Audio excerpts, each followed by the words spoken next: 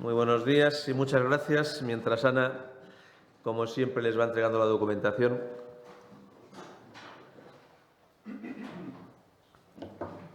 De lo que son los principales acuerdos en este Consejo de Gobierno y que muy brevemente paso a comentar.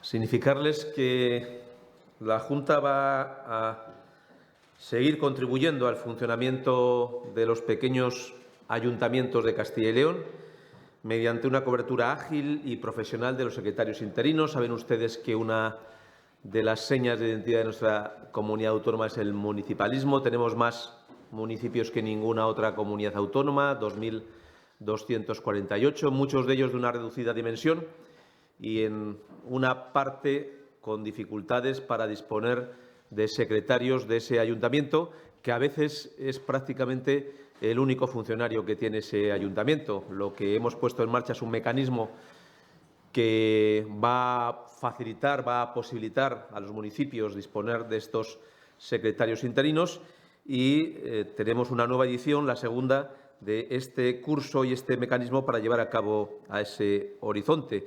Con lo que hemos repasado hoy en el Consejo de Gobierno, se va a poder publicar la próxima semana y para eso que estén atentos los interesados a través también de los medios de comunicación, una convocatoria para construir una nueva bolsa de secretarios interventores interinos de los ayuntamientos para las funciones administrativas y económicas que beneficien especialmente a los pueblos de menor tamaño. Se van a ofrecer un 10% más de plazas que en el curso precedente para el acceso a esta bolsa y se van a dar más facilidades a los aspirantes que deban realizar este curso. Desde octubre del año 2023, cuando iniciamos el primero de estos cursos, hasta este mes, se han realizado un total de 268 nombramientos de personal interino en los municipios, que ha permitido que 508 entidades locales de Castilla y León cuenten a día de hoy con un secretario interventor. Ven ustedes que hay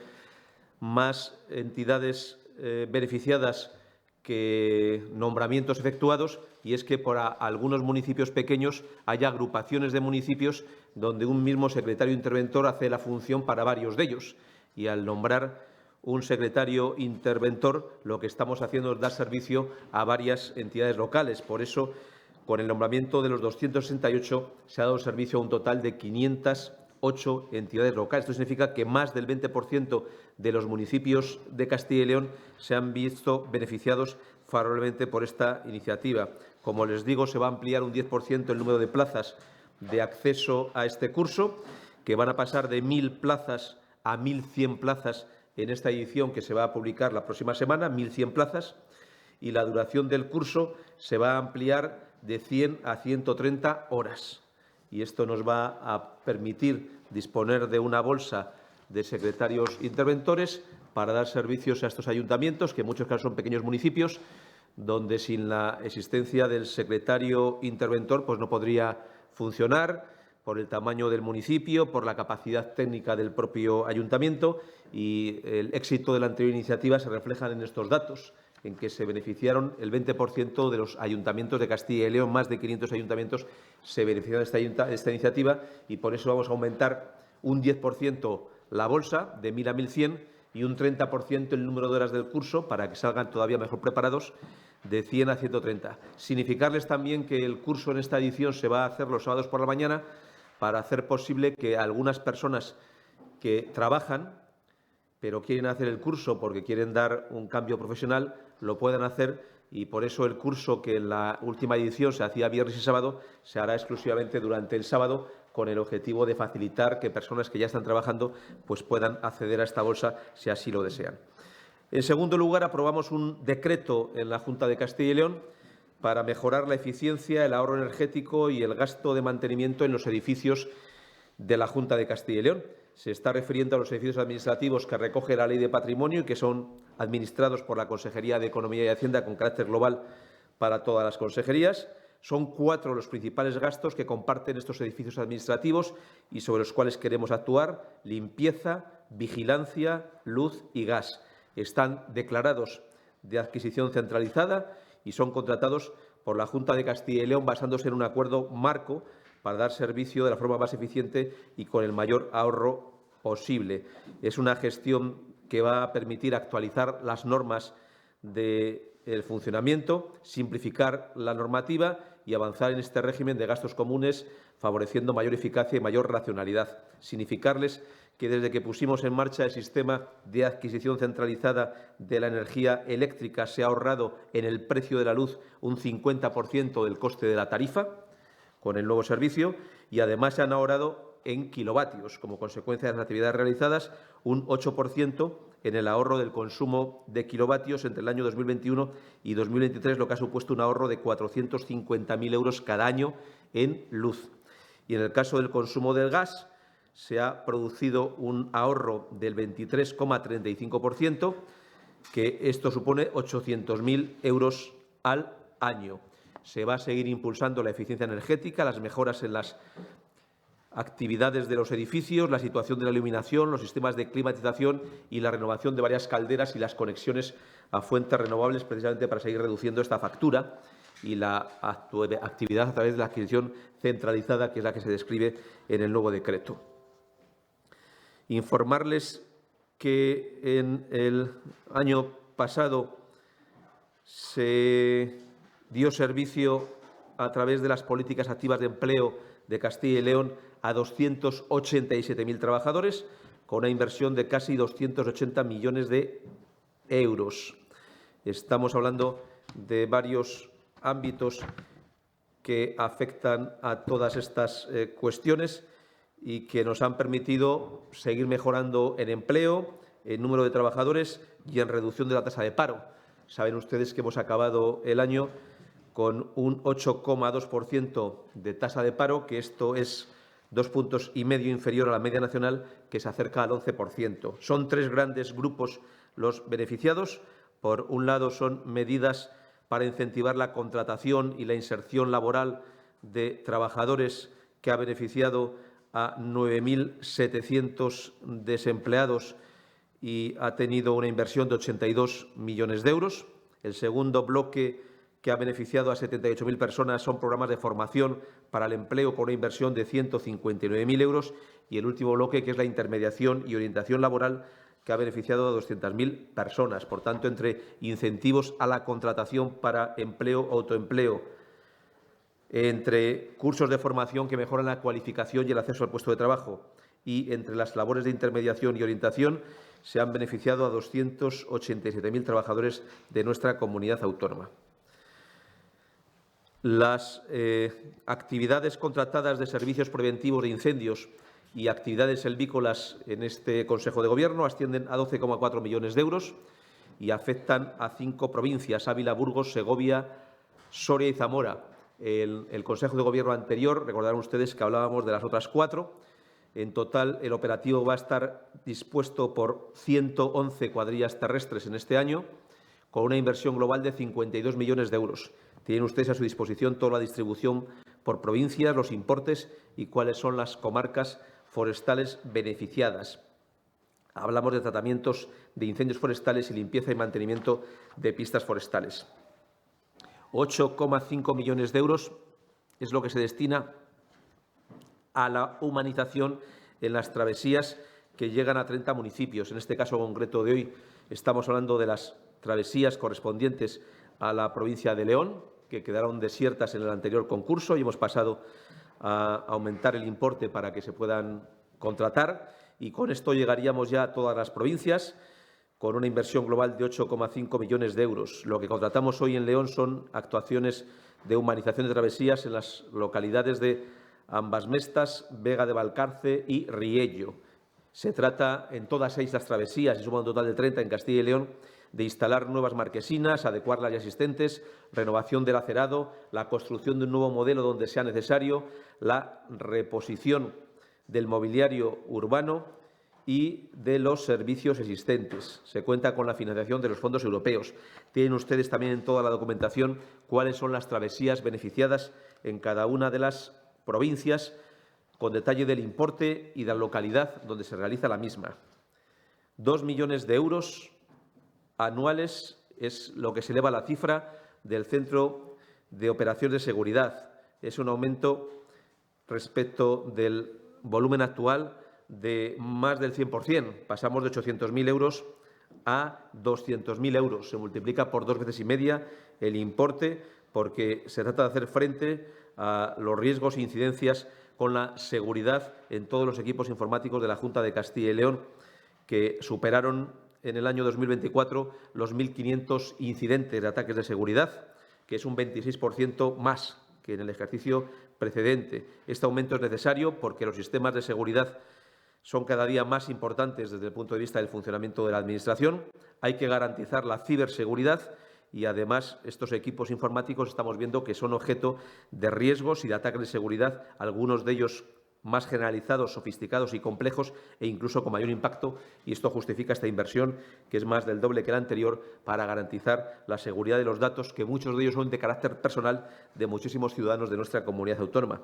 Se implantan medidas técnicas, medidas de prevención, detección y respuesta ante los incidentes de seguridad, y entre las que destaca la actividad que realiza el Centro de Operaciones de Seguridad. 400.000 euros para organizar los premios Zarcillo Internacional Wine Awards 2025. Se trata de promocionar los vinos de Castilla y León con carácter bienal y se van a celebrar las catas de la 20ª edición en Ávila en el mes de mayo y la gala de entrega en Segovia en el mes de junio. Es el certamen nacional más importante de vinos y uno de los más prestigiosos a nivel internacional. 133.000 euros para la compra de 50.000 kits de diagnóstico ELISA para detectar la encefalopatía espongiforme transmisible en los animales. Estos test, 50.000 kits, van a permitir al Laboratorio Autonómico de Sanidad Animal realizar las pruebas necesarias para dar cumplimiento al programa integral coordinado de vigilancia y control de esta enfermedad en las cabañas de bovino, ovino y caprino. El servicio de Mediacil se amplía en León y en Valladolid, con lo cual va a cubrir ya toda la comunidad autónoma con la adjudicación de estos nuevos 2 centros que ya existían en Burgos y en Salamanca. La prestación de este servicio Mediacil va a permitir intermediar en conflictos familiares, promoviendo el diálogo, y se adjudican las nuevas sedes que entrarán en funcionamiento en el primer tramo ya de este año 2025. Tienen ustedes el detalle de las inversiones en cada uno de ellos y el ámbito territorial que va a dar servicio, los 4 que existen en Castilla y León. Se trata de evitar situaciones complejas y apoyar a los núcleos familiares de Castilla y León, ya que muchos de los conflictos que se producen en su seno, en el seno de las familias, se enquistan por ausencia de diálogo, precisan de la intervención de un profesional o simplemente una voz imparcial capaz de interceder para promover acuerdos entre las partes. Este servicio tiene un carácter gratuito, personalizado y confidencial, y su objetivo principal es promover las relaciones familiares positivas y prevenir las dificultades que ponen en riesgo la convivencia. 20 millones de euros para el suministro de gas natural en los centros dependientes de la Gerencia Regional de Salud. Se disminuye el precio unitario y el consumo en un 10%, con el consiguiente ahorro de costes energéticos para las mismas prestaciones. Uno de los motivos de esta reducción es la variación, por ejemplo, en la conexión del Hospital Santa Bárbara de Soria y del Hospital de Medina del Campo, que dejan de consumir tanto nivel de gas al haber sido conectadas a la red de calor de biomasa y, por tanto, acceder a esta fuente renovable de energía y que garantiza la neutralidad en las emisiones de CO2, además del ahorro en términos económicos que les hemos descrito. 220.000 euros destina la Consejería de Educación para financiar la residencia y el comedor del alumnado con necesidades especiales matriculado en los centros públicos de Valladolid capital. Es una subvención que se otorga a la Diputación de Valladolid para el Centro Público de Educación Especial número 1, que está ubicado en la calle Adolfo Miaja de la Muela y tiene capacidad para atender hasta 35 alumnos. Y sin más, pues estos son los principales asuntos que hemos tratado hoy en el Consejo de Gobierno y, como en ocasiones anteriores, pues estoy a su disposición por si sobre estos o sobre cualquier otro tema pues desean realizar cualquier pregunta o solicitar cualquier aclaración o conocer la posición que tenemos sobre del Gobierno autonómico sobre esas cuestiones.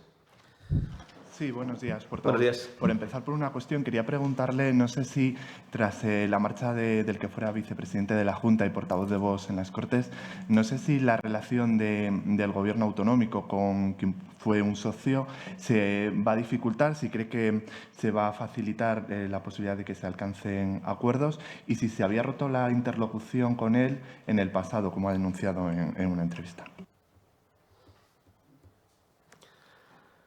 Pues plantea usted sobre el mismo asunto, creo, dos cuestiones. Nosotros siempre deseamos tener el mejor nivel de interlocución, de diálogo y nuestra voluntad de acuerdo y de mano tendida con todos los grupos y formaciones políticas representados en las Cortes de Castilla y León, y esa voluntad de acuerdo también lo tenemos con un grupo tan numeroso como es Vox. Y, por tanto, reiteramos nuestra voluntad de mantener siempre el mayor cauce de diálogo y de búsqueda de acuerdo con todos los grupos políticos. Por parte de la Junta de Castilla y León vamos a seguir manteniendo este esfuerzo, siempre desde el respeto a las posiciones de cada grupo y siempre desde el respeto a lo que cada grupo pueda plantear. Respecto a la siguiente pregunta de quién era el representante de ese grupo a efectos de interlocución, permítanme ustedes que no ahonde en la crisis de otro partido político, ni de otros partidos políticos, bien a la derecha o bien a la izquierda en Castilla y León. Lo que sí le puedo decir es que el Gobierno de Castilla y León hoy garantiza estabilidad, es el que en Castilla y León ofrece seguridad y ofrece confianza, y esa gestión del Gobierno autonómico es la que nos está permitiendo que Castilla y León avance. Y yo creo que esta es una comunidad que, con el esfuerzo de todos, de toda la sociedad, pero también de todos los que tienen algo que opinar, pues está permitiendo que tengamos un paro que es inferior en términos de tasa a la media nacional, que tengamos menos impuestos que la media y que tengamos mejores servicios públicos que la media. Eso es, en gran parte, a ese nivel de estabilidad que queremos seguir ofreciendo desde la Junta de Castilla y León y, por tanto, buscamos siempre el diálogo y el acuerdo y permítame, en consecuencia, que no quiera yo hoy ahondar en las crisis políticas de otros partidos en nuestra comunidad autónoma. Sí, sobre este tema, y pese a que el presidente de la Junta ha afirmado que no condiciona el futuro electoral en la comunidad, no sé si a nivel interno han hecho un análisis de coste-oportunidad, por así decirlo, de un adelanto electoral después de estas crisis internas, como dice, de los principales partidos de la oposición.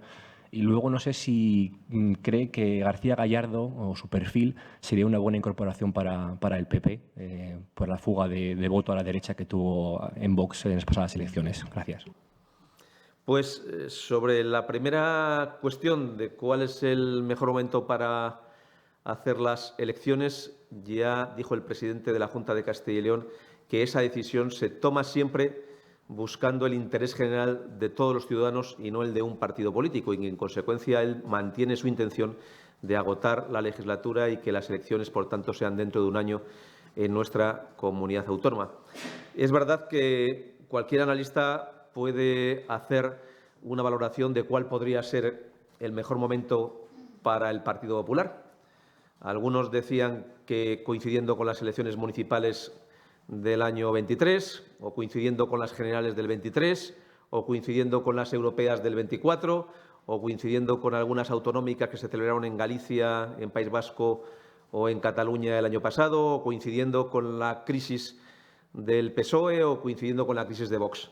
Pero aquí no se trata de lo que es mejor para el Partido Popular, se trata de lo que es mejor para Castilla y León. Y lo mejor para Castilla y León es que sigamos ofreciendo estabilidad, que sigamos ofreciendo confianza, que sigamos trabajando al servicio del conjunto de los ciudadanos, y eso es lo que le mueve hoy a Alfonso Fernández Mañueco, el presidente de Castilla y León, y es por lo que está trabajando, y él, por tanto, tiene la voluntad de agotar la legislatura y que las elecciones se celebren en el próximo año.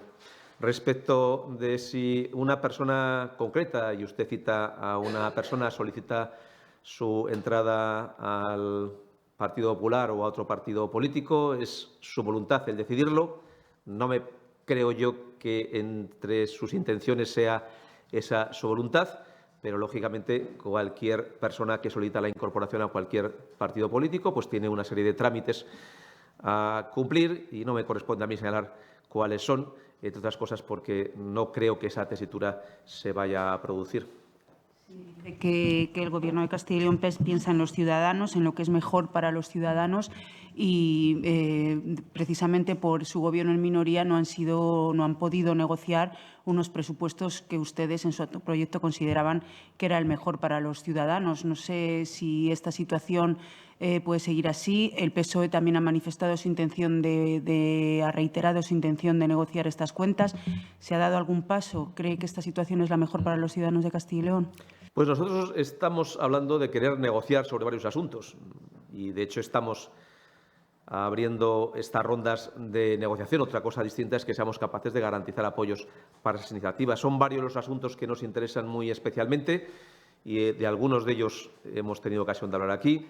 Muy recientemente, pues por ejemplo, de lo que tiene que ver con el corredor atlántico, con la ausencia suficiente de profesionales sanitarios o con la financiación autonómica o el hecho de que ya tengamos en las Cortes de Castilla y León presentado por la Junta el proyecto de ley contra la violencia de género. En financiación autonómica creo que además es muy importante en este momento porque ya tenemos fecha reservada para la celebración del Consejo de Política Fiscal y Financiera y nos interesaría mucho también disponer, lógicamente, de que todo lo que hemos venido trabajando en las Cortes de Castilla y León se vaya constituyendo como una posición de comunidad para defender ese día. Me parece a mí que el Gobierno de España tendría que ir sin la posición previa favorable a los partidos separatistas, que tiene firmado ya en varios documentos, y sería positivo que antes de la celebración del Consejo de Política Fiscal y Financiera el día 26 de febrero el Gobierno hubiera renunciado expresamente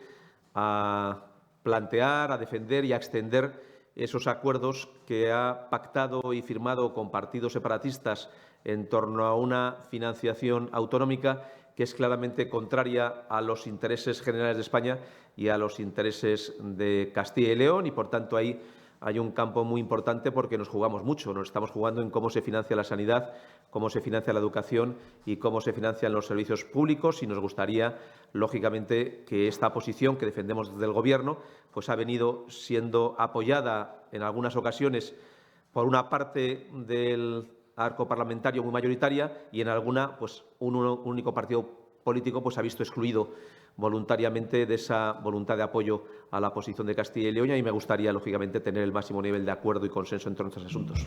Hola. Buenos días. Sí. Le quería comentar sobre el asunto de Gallardo. Usted ha hablado de que no quiere incidir en asuntos de partido, pero sí que decía que durante más o menos un año y medio, desde que él estaba siendo vicepresidente, pero desde que se publicó ese protocolo antiaborto hasta que dejó de ser vicepresidente, él no negociaba nada a nivel de Junta de Castilla y León. Entonces, la pregunta es, durante todo ese tiempo, ¿con quién negociaba, digamos, dentro de la Junta de Castilla y León? ¿Negociaban con la Dirección Nacional de Vox o no? Y otro asunto sobre el Consejo de Política Fiscal y Financiera. Se quieren eliminar algunos de los criterios como la orografía o la despoblación para el reparto de fondos a las autonomías. Algunas comunidades autónomas se han mostrado favorables, como Madrid o la Comunidad Valenciana. Otros, como Galicia o Aragón, son favorables a incluir la dispersión territorial. ¿Qué postura va a mantener la Junta? Gracias. Pues sobre el primer asunto, como les digo, yo no quiero ahondar en la crisis de otros partidos políticos y, por tanto, esos partidos tienen siempre la capacidad de elegir a sus interlocutores. También lo ha hecho recientemente otros partidos políticos y también el propio Vox en las Cortes de Castilla y León y nosotros tenemos que negociar con quien esté al frente de la responsabilidad de cada partido en cada momento dado. Durante el tiempo que hubo en Castilla y León un gobierno de coalición, lo que teníamos claro es que trabajábamos sin importarnos y sin ver a qué partido pertenecía cada uno de los miembros del Gobierno. Siempre lo hacíamos con la voluntad de intentar buscar lo mejor para esta tierra y yo, cuando he tenido la ocasión, y en el caso de Hacienda es muy normal esta orientación más transversal, de hablar con cada uno de los consejeros, lo hacíamos viendo el interés de cada sector de actividad y no considerando quién era el responsable de cada una de las áreas de trabajo o a qué partido pertenecía. Nosotros dejábamos a un lado a la hora de entrar en el Consejo de Gobierno las adscripciones de partido para trabajar por los intereses de Castilla y León, porque éramos miembros del Gobierno de Castilla y León y representamos hoy a todos los ciudadanos de Castilla y León. Plantea usted en nuestra posición en el Consejo de Política Fiscal y Financiera. Yo creo que el propio Gobierno, además, lo ha dicho cuando ha hecho un relato de qué comunidad autónoma defiende cada uno de los asuntos. Citaba expresamente a Castilla y León dentro de ese relato entre las comunidades autónomas que expresamente y por escrito en enero del año 22 ya planteábamos que estos criterios de despoblación tenían que verse mejorados, incrementados y fortalecidos en el sistema. Es verdad, y esto ha pasado siempre, que hay comunidades autónomas que quieren incluir unas variables y otras en función de la posición de cada uno. Esto no es algo distinto de lo que haya pasado en otros procesos de negociación de la financiación autonómica y hemos sido capaces de llegar a un acuerdo siempre.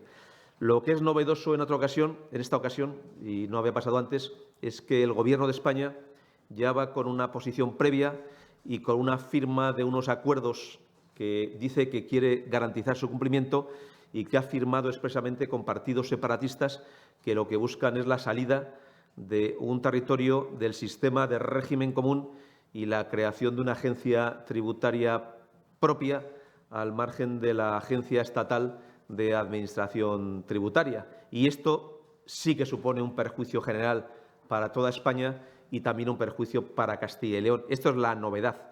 No es nuevo que cada territorio haga más hincapié en aquellas variables que más nos interesa, pero sí que es nuevo que el Gobierno de España lo que trate es de imponer a todos la agenda que ha pactado con los partidos separatistas en torno a la financiación autonómica y que en un documento ya tome posición que es contraria a los intereses de Castilla y León, que a mí me parece también que son, en este caso muy concreto, también los intereses generales de España.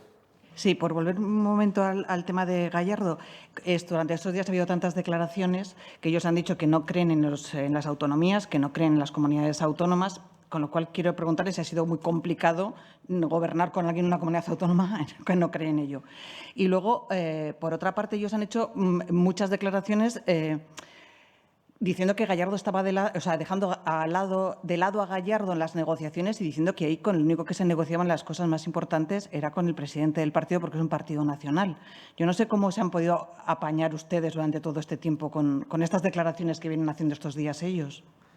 Si usted me pregunta qué tipo de gobierno queremos, me parece a mí que en el interés de Castilla y León, yo creo, y lo pienso, y es una opinión que puede no ser compartida por todos, que es mejor que sea gobernado por un único partido que dé cuenta de sus acciones al conjunto de los ciudadanos. Pero en aquel momento los ciudadanos lo que habían decidido es no dar la mayoría suficiente a un único partido para gobernar en exclusiva y, por tanto, hicimos todos el esfuerzo de un gobierno en coalición y yo creo que todos pusimos lo mejor de nosotros mismos, lo mejor de nuestro lado. Y, como le digo, a la hora de entrar en el Consejo de Gobierno nos olvidábamos de cuál era la adscripción política y de partido de cada uno de los miembros del Gobierno para pensar en qué era lo mejor por los ciudadanos de Castilla y León, porque gobernábamos para todos los ciudadanos de Castilla y León. Y, desde ese punto de vista, tengo que decir que todas las personas que estábamos en el Gobierno de Castilla y León en aquel momento de la coalición electoral hicimos lo mismo. Desde la buena voluntad y el interés de intentar hacer lo mejor por esta tierra, pensar en aquello que en conciencia creíamos que era mejor para los ciudadanos de esta tierra y trabajar en esa dirección. Y aunque es quizás siempre más fácil gestionar un gobierno de un único partido político, pero creo que fuimos capaces de demostrar cómo se puede también gestionar un gobierno con dos partidos políticos y hacer cosas en favor de la comunidad autónoma y ponerlas en marcha. Pero era Juan García Gallardo entonces con quien ustedes negociaban como cabeza visible de Vox aquí en Castilla y León. Pues, naturalmente, en cada uno de los ámbitos competenciales de cada una de las personas correspondientes a quien pudiera corresponder. Yo le pongo mi caso. Ahora traemos un asunto relacionado con una enfermedad que afecta al ganado, pues cuando tuvimos un momento con la enfermedad hemorrágica epizootica, pues naturalmente que estuve reunido con el consejero de Agricultura buscando la mejor fórmula de abordar los recursos suficientes para poner en marcha una estrategia en torno a esa enfermedad que no se había puesto en marcha en el ámbito nacional. Y le puedo asegurar que, naturalmente, en el ámbito de ese caso la reunión y el diálogo fue con el consejero de Agricultura, pero siempre lo hicimos pensando en lo que era mejor para las personas de esta tierra, sin tener en cuenta la adscripción política de cada una de las personas que estábamos en ese Gobierno. Y yo creo que eso lo hicimos. Es más fácil, como le digo, y creo más útil y más eficaz si hay un Gobierno con la mayoría suficiente para poder gobernar, pero también es posible hacer bien las cosas y hacer el esfuerzo colectivo cuando hay un Gobierno de dos partidos. También creo que a veces un Gobierno de dos partidos pues puede generar disfunciones y algún caso reciente estamos teniendo estos días a nivel nacional con declaraciones de miembros del Gobierno de España contrarias y diversas entre sí. En relación a los dos procuradores que ahora pasan a la condición de no adscritos, no sé qué relación se plantea la Junta de Castilla y León con ellos a la hora de intentar sumar apoyos para sacar adelante una ley o para convalidar, si fuera el caso, un decreto ley. No sé si tienen previsto negociar con ellos o los dejan fuera del juego de mayorías. Nosotros preferimos negociar con los partidos políticos, pero tampoco podemos excluir la existencia de esta realidad en las Cortes. Ya había una persona hoy en las Cortes de Castilla y León que había sido expulsada del partido político por el que se presentó a las elecciones y quiero recordar que no le excluimos a ese procurador del proceso de diálogo y de información en las Cortes de Castilla y León. Por tanto, cualquier parlamentario tiene derecho a estar informado de lo que hacemos. Naturalmente, nuestra voluntad de acuerdo pues siempre es con los grupos parlamentarios, pero no será por nosotros que se quite el derecho de ningún parlamentario ni que excluyamos a ninguno de ellos. Como les digo, ya hemos tenido un caso que quizás se notó menos, porque no es que al abandonar su grupo permaneciera su grupo sin él, es que él era su partido en las Cortes de Castilla y León y, por tanto, quizá no se haya notado tanto. Pero el hecho de que pertenezca a una formación diferente a la que se presentó a las elecciones no ha hecho que nosotros le excluyéramos de las invitaciones. Le invitó el presidente de la Junta de Castilla y León en la ronda que hizo de portavoces parlamentarios y le he invitado yo en todas las rondas que hemos hecho en cualquier proceso de negociación y, por tanto, aunque es verdad que nosotros queremos tener las mejores relaciones con los partidos políticos, creo que si algún parlamentario en las Cortes de Castilla y León quiere tener información sobre un hecho o recibir esa documentación, está en su derecho y no seremos nosotros quienes le excluyamos de la misma. Sí, hola, buenas. Sí. Bueno, por recuperar un segundo el tema de la financiación, no sé si tienen calculado cuánto supondría para la financiación que recibe Castilla y León eliminar esas variables de orografía y despoblación que plantea el Gobierno. Aragón creo que lo ha cifrado en 400 millones, no sé si tenéis aquí hechas esas cuentas. Y luego el Gobierno también ha dicho que la despoblación como criterio solo podían incluirlo Aragón, Cantabria y Castilla y León. No sé en qué situación deja eso al Pacto de Santiago, que eran muchas más comunidades, por esa financiación que tenía en cuenta las mismas variables. No sé cómo queda ese pacto y si se sienten un poco traicionados. Gracias. Gracias a usted. Bueno, quizá por hacer un poco de historia y ponerlo en contexto todo lo que ha dicho usted. Nosotros estamos muy interesados en las variables vinculadas al territorio y, de hecho, estamos convencidos, porque es una realidad, que una parte del coste efectivo en la prestación de un servicio público tiene que ver en el territorio.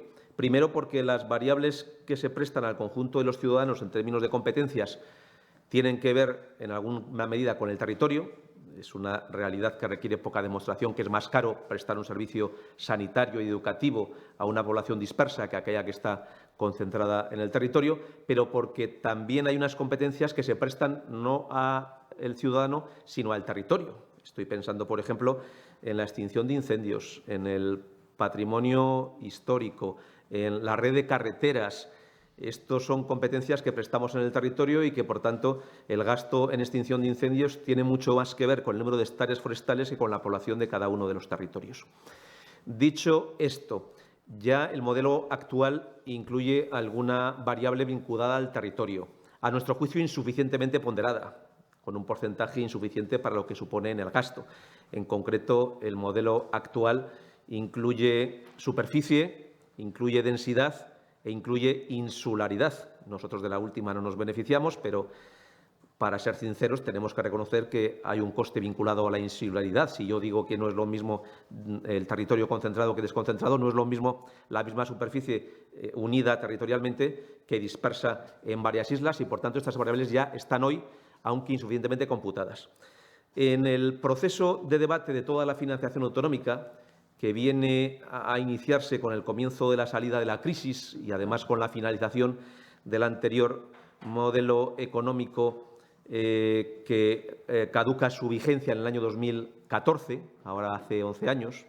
Recuerdo con esto que la financiación actual se aplica en el año 2009 y tiene vigencia para 5 años y finaliza en el año 2014, hace ahora 11 años, pues comienza a constituirse algunos grupos de trabajo. Recordarán que el anterior Gobierno de España, en aquella época, propuso a las comunidades autónomas que cada una designáramos un experto de la comunidad autónoma para que hablaran y avanzaran en torno a un modelo que hiciera valorar el coste efectivo en la prestación de los servicios públicos. Castilla y León propuso una persona que recordarán ustedes, es echar un poco la vista atrás, que fue el que había sido consejero de Hacienda en Asturias, que era miembro destacado del Partido Socialista, pero nos parecía que tenía una visión muy comparable a la que teníamos nosotros de la financiación. Y en torno a esto acabó en el año 2018 con un documento final de trabajo. En ese documento, además de las variables que ya existen, se apuntan las posibilidades de alguna variable adicional que actualmente no existe.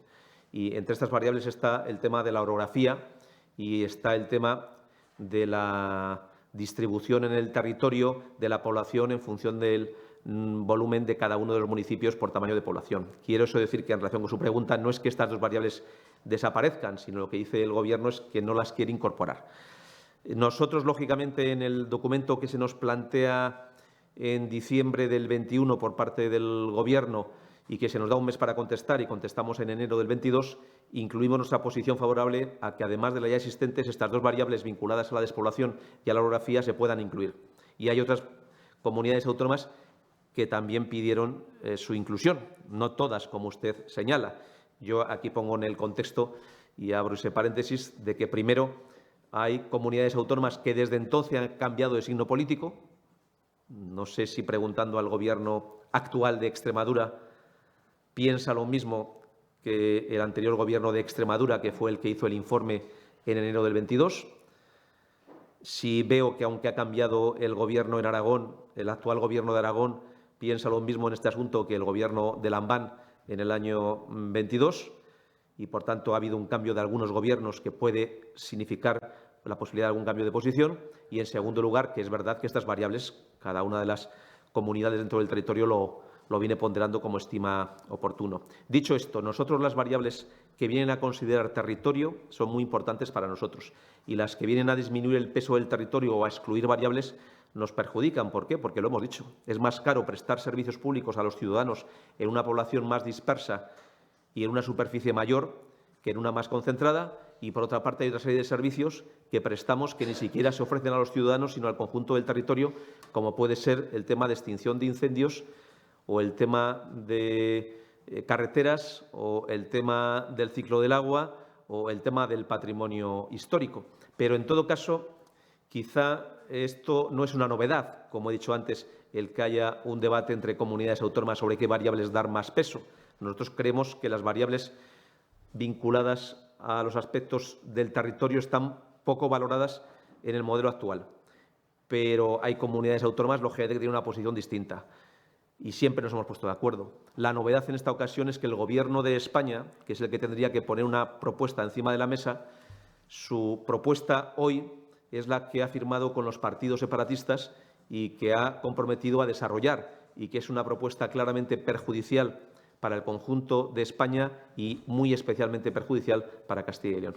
Sí, hola, ¿qué tal? Buenos días. Yo quería Perdón, no sé si he explicado mucho, pero era por volver atrás de qué variables estaban, cuáles no estaban y recordar un poco el modelo, cómo funcionaba así. Sí, quería preguntarle por esa reunión que tiene esta tarde el presidente de Canarias con la ministra Sira Rego sobre el reparto de menores migrantes. Parece que se está buscando una nueva fórmula, aprobar un decreto como solución puntual después de que no haya habido consenso político a la hora de reformar la ley de extranjería. No sé qué le parece esa propuesta. Pues primero que no lo conocemos. Si usted me dice que la reunión se va a producir hoy, nadie nos ha informado ni nos ha invitado a esa reunión. Y sería bueno que algo que afecta a las comunidades autónomas al menos se contara con las comunidades autónomas. Es muy propio de este Gobierno primero negociar con alguien y luego querer imponer al resto.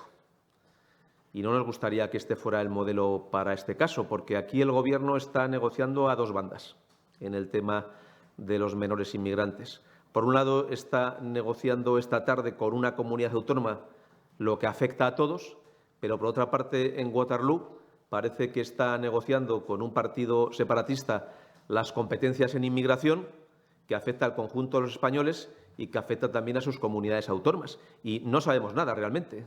Me pide usted la opinión de una cosa que desconocemos y la opinión que lanzo es que sería bueno que el Gobierno contara con las comunidades autónomas y no trabajara exclusivamente pensando en los socios separatistas y luego poder extrapolar esos acuerdos al resto de comunidades autónomas. A veces piensa uno, cuando comentaba alguno de sus compañeros la financiación autonómica, que lo que ocurre es que el Gobierno pacta primero la financiación con los partidos separatistas y lo que sobra reúne a las demás comunidades autónomas para repartirlo.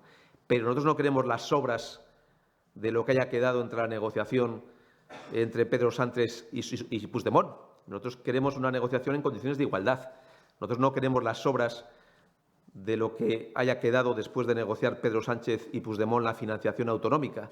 Queremos participar desde el principio en condiciones de igualdad y sin juicios previos.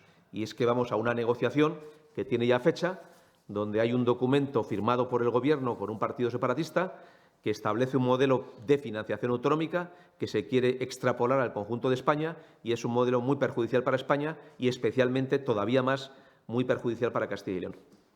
Sí, a ver si lo consigo. Ha quedado claro que dentro del Consejo de Gobierno no, pero fuera del Consejo de Gobierno negociaron con la dirección de Vox o con el propio Abascal alguna política para Castilla y León al margen de señor Gallardo. Gracias. Todas las negociaciones que hemos hecho se han hecho en Castilla y León. De esto podemos estar muy tranquilos. Yo he estado en algunas de ellas y siempre lo que se ha negociado en Castilla y León era lo que afectaba a Castilla y León y todo lo que afectaba a Castilla y León se ha negociado siempre en Castilla y León. Nosotros no hemos tenido que ir ni a Waterloo ni a Suiza para negociar ninguna cuestión que afectara a los castellanos y leoneses. Lo que afectaba a Castilla y León lo hemos negociado siempre dentro de Castilla y León. Sí, pero no me refería en el lugar en Castilla y León, sino con quién. Si es con la dirección de Vox o con el propio Abascal, con el que negociaron en Castilla y León o donde fuera. Vale. Pues las negociaciones dentro del Gobierno con los miembros del Gobierno, como es natural, y las negociaciones de partido con los interlocutores que pueda designar cada uno de los partidos. Sí, le quería preguntar por otras dos denuncias que hemos recibido en los últimos días. Sí. Una es la de la Plataforma Social de Castilla y León. Criticaba que 975 plazas públicas se han perdido en las residencias de la comunidad desde que se transfirieron por parte del Inserso. Hablan de que muchas de ellas se han adaptado a personas con gran dependencia, muchas de esas habitaciones. Bueno, no sé si se va a revertir esa situación. Y, por otro lado, la FELE, la Federación de Empresarios de León, denunciaba los criterios de reparto a las agencias de viaje por parte del Club de los 60, ¿no? Decían que en esta provincia prácticamente todas las agencias eran de Valladolid y tan solo una era de León. Pedían que se cambiasen esos criterios de reparto. No sé si lo tienen previsto. Sí, pues plantea dos cuestiones. Creo que las competencias del Inserso se transfirieron a la Junta de Castilla y León, si no recuerdo mal, en el año 1996, por tanto vamos a hacer 30 años, y desde entonces en Castilla y León hemos hecho un esfuerzo muy importante de modernización y uno de los puntos de la modernización es la transformación de gran parte de las residencias y de las plazas desde válidos a asistidos. Esta es una realidad de estos 30 años. Lo que se ha procurado es que las personas mayores estuvieran en sus casas el mayor tiempo posible y, por tanto, las residencias han recibido un volumen muy importante de inversión desde que la Junta de Castilla y León es titular de la competencia, fundamentalmente para transformar gran parte de las plazas que inicialmente, cuando se recibieron, podían ser para personas válidas en personas asistidas. Esto hace que hoy Castilla y León lidere dentro de España la gestión de atención a la dependencia, pero también ha hecho, lógicamente, que estas residencias para personas asistidas pues requieren más personal por persona y requieren también más espacio por persona. Y, lógicamente, esta modernización en el número de plazas ha llevado a incrementar el número de plazas asistidas y a la disminución del número de válidos, con las consecuencias finales en datos que usted dispone, pero que era especialmente importante por el cambio social. Nosotros siempre hemos creído en el envejecimiento activo y por eso es otro tipo de iniciativas. Usted ha preguntado alguna de ellas que tiene que ver con ese envejecimiento activo que va en esa dirección. Ahora estamos en una fase nueva, que ya no se trata solo de las plazas de asistidos, se trata de que estas plazas de asistido tengan el mejor nivel de gestión posible y para eso ponemos en marcha este sistema de a gusto en casa o de gestión por módulos en unidades de convivencia, que es un salto todavía más, que lógicamente requiere más personal, más espacio, pero mejora la atención y, por tanto, hoy en día las residencias en Castilla y León se valoran por el número de personas asistidas que se reciben, por la atención que se presta y, lógicamente, por la calidad en el desarrollo del programa de unidades de convivencia en a gusto en casa. Esto ha supuesto una inversión de recursos muy importante en los últimos años y ha situado a Castilla y León en el liderazgo del servicio de la dependencia dentro de España. La segunda cuestión que usted plantea, nosotros siempre en el viaje del Club de los 60, y esto es el envejecimiento activo. Nosotros cuando pensamos en los mayores no estamos solo pensando en los mayores cuando llegan a la situación de dependencia, sino que estén el mayor tiempo a gusto en su casa, a gusto viviendo en su hogar, mediante una serie de apoyos y de iniciativas de toda naturaleza. Este es el programa, en este caso, del Club de los 60 que usted señala. Nosotros establecemos una serie de condiciones y de características pensando en la calidad que ofrecemos a las personas que viajan en el Club de los 60. Qué tipo de autobuses tienen que tener, el transporte, la edad de los mismos, la calidad, el tipo de viajes, etcétera. Y está abierto a todas las agencias de viajes y se puede presentar cualquier agencia de viaje sin exclusión, naturalmente, de ninguna provincia, siempre y cuando que cumpla las condiciones de calidad que se establecen en la convocatoria. Y, por tanto, nosotros no miramos nunca a la hora de decidir qué provincia o qué agencia de viajes se presenta. Lo que estamos mirando es qué servicio ofrece para las personas que se van a beneficiar del mismo. A veces se plantea la posibilidad, cuando se dice de flexibilizar requisitos, es reducir la calidad del servicio, pero yo creo que no pasa por ahí la idea. No se trata de dar un peor servicio a los mayores que viajan en ese Club de los 60. Se trata de garantizar el máximo servicio en las mejores condiciones posibles, hacerlo abierto a todas las empresas que se quieren presentar sin ningún tipo de restricción y luego una comisión de valoración independiente es el que establece quiénes son las que ofrecen las mejores condiciones de calidad al conjunto de las personas que van a viajar. Nosotros tenemos ahí una responsabilidad muy importante porque no queremos, especialmente viendo también el perfil al que nos dirigimos, que durante un viaje de estos pues nos encontremos ante situaciones de dificultad en la prestación del servicio y, por tanto, esas garantías sí que es verdad que se exigen, pero no excluyen a nadie y, por tanto, están abiertos a que cualquiera pueda presentar sus ofertas e incluso mejorar el nivel de garantías y de calidad que se establecen como mínimo requisito en cada una de las convocatorias pertinentes. Si no hay más preguntas, vamos a abrir, como siempre, el capítulo destinado a las otras provincias de Castilla y León. Hoy lo vamos a abrir en Segovia, con Segovia Audaz y con Begoña Rincón. Cuando quieras, Begoña, adelante. Hola, muy buenos días. Hace unos días, vecinos de la zona nordeste de Segovia mostraban su preocupación por la situación del transporte público, denunciaban que se sienten abandonados y acusaban directamente a la Junta de desentenderse de sus competencias en esta materia. Dicen que la Junta lleva años prometiéndoles medidas, pero que la realidad es que cada vez están peor. ¿Les van a dar alguna solución a corto plazo? Sí, gracias. Saben ustedes que muchas de estas líneas están en objeto de debate de la intención de cierre por parte del Gobierno, del Ministerio, en cada una de las paradas. Nosotros nos hemos puesto radicalmente al cierre de estas paradas, pero es verdad que también el análisis de nuestras propias líneas de transporte se ve afectado porque el Gobierno no acaba de dar una solución a su parte y no sabemos cómo quedará configurado el mapa del transporte por carretera de viajeros una vez que tome la decisión el Gobierno. Entonces, aquí reiteramos una vez más que no queremos que el Gobierno cierre ni una sola de las paradas y de los servicios que ofrecen a ningún municipio de Castilla y León en el tema del transporte de viajeros por carretera. Continuamos ahora en Soria. Pedro Lafuente, Soria Noticias, buenos días. Hola, buenos días. Buenos días. Yo quería preguntar acerca de Tablero Losan. El martes la empresa anunció que entraba en ERE y ayer UGT recalcó que en la última reunión que mantuvo con la Junta se les transmitió que desde el Gobierno autonómico tenían un plan para esta empresa en el PEMA para poder ayudarla a salir adelante.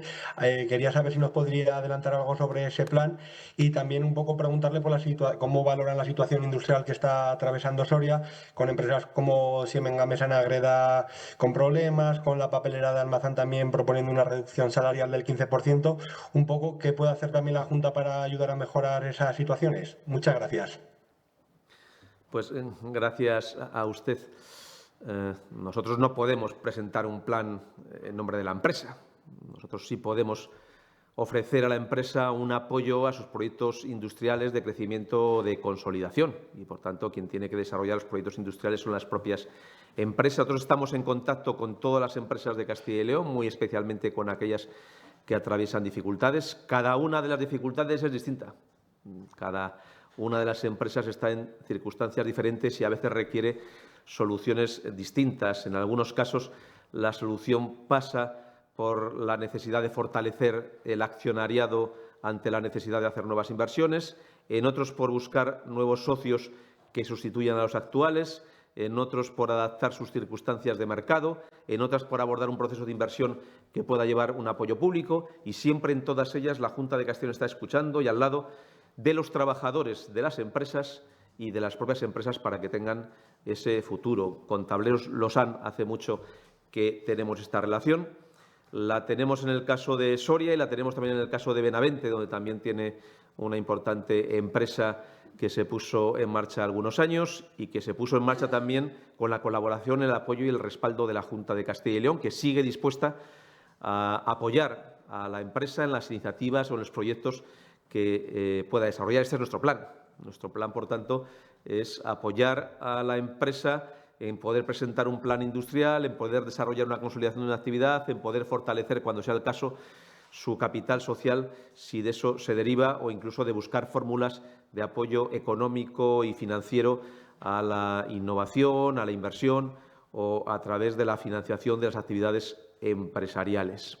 Con carácter general, y usted ya preguntaba para más empresas, hay dos formas de ver la realidad económica en este momento. Aquellos que simplemente desde la mesa de un Consejo de Ministros hablan de que la economía va como un tiro o como un cohete, o aquellos que decimos que, a pesar de que Castilla y León esté creciendo más que la media española y su PIB industrial sea mayor que la media española, pues hay dificultades y hay problemas de muchos ciudadanos y de muchas empresas y queremos estar cerca de aquellos ciudadanos y de aquellas empresas que tienen problemas. En Castilla y León, aunque estamos creciendo más que la media nacional y aunque nuestras exportaciones y nuestro índice de producción industrial es mejor que el del conjunto de España, no ignoramos que hay empresas en dificultades y que hay empresas en problemas y que están pasando bien por el sector productivo, bien por la circunstancia de la empresa, bien por las condiciones de mercado o bien por otras circunstancias, problemas. Nosotros con todas ellas nos reunimos, a todas ellas atendemos y a todas ellas les planteamos la posibilidad de poder colaborar en los planes de desarrollo industrial o de proyectos industriales que tengan para nuestra comunidad autónoma. En muchos casos, este apoyo sirve para garantizar la actividad en el futuro y en otros, pues, no tiene el éxito que inicialmente todos pensamos, pero siempre nos ponemos a disposición y al apoyo de poder estar cerca de los trabajadores y cerca de las empresas cuando estas circunstancias se producen, que desgraciadamente también se están produciendo en nuestra comunidad autónoma. Pues vamos a cerrar este capítulo en León con Carlos Domínguez, de iLeón. Cuando quieras, Carlos. Hola, un saludo. Hemos conocido ayer la decisión, falta de publicarse oficialmente, la decisión ministerial del Gobierno de rechazar medioambientalmente el primero de los 3 macroparques eólicos diseñados por Repsol en la Sierra de Gistredo y Alto Sil, en la provincia de León, en la comarca del Bierzo. Sabemos también, tenemos conocimiento también de que ha podido pesar bastante un informe negativo, muy negativo, sobre el impacto que podía producir por parte de la Junta de Castilla y León, un informe medioambiental. Llegados a este punto, y tanto se concretan estos rechazos del resto de eran hasta 3 los parques diseñados, dando por hecho que irán en la misma línea. Con ese posicionamiento que ha aparecido, que oficialmente ha marcado la Junta respecto al impacto que tendrían, no sé si ha llegado el momento de promover, de poner en marcha alguna figura de protección, especialmente para esta zona, una reserva natural, una nueva reserva regional, por ejemplo, las otras dos que hay en la provincia leonesa, para este lugar que, según los propios informes, destacan, por ejemplo, no solo para el oso pardo, sino sobre todo para el urogallo, prácticamente residen algunos de los últimos ejemplares de este animal en toda España. ¿Sería favorable la Junta a valorar, a poner en marcha el proceso para proteger la Sierra de Gistredo, el Alto Sil, como algún tipo de figura de reserva natural? Pues tiene usted una información muy veraz de esta cuestión.